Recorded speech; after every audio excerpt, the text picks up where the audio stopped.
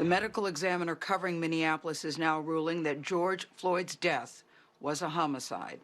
Now, this comes after an independent autopsy requested by Floyd's family, and it showed that he died from a lack of oxygen due to sustained pressure on his back and his neck.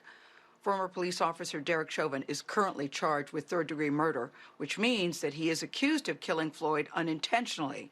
Jeff Pegues is in Minneapolis. Jeff, where does this investigation stand now? Well, it is ongoing as far as the other three officers are concerned. The big story has been these autopsies. The Floyd family requested their own because they weren't satisfied with the county autopsy, which they didn't think was sufficient, nor do they think the charges against Officer Chauvin are sufficient. They want him charged with first-degree murder. But in the meantime, here at the scene, there have been protesters here nearly around the clock.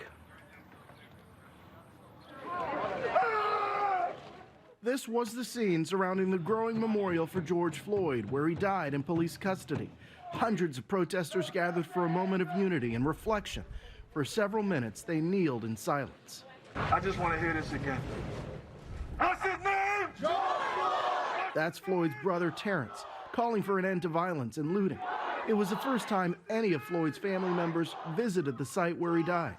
If I'm not over here blowing up stuff, come on.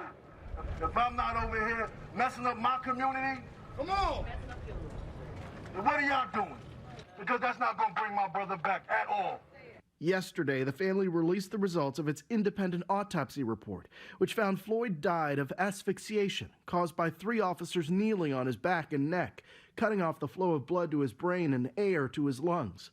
Attorney Benjamin Crump represents the family. So I implore you all to join his family in taking a breath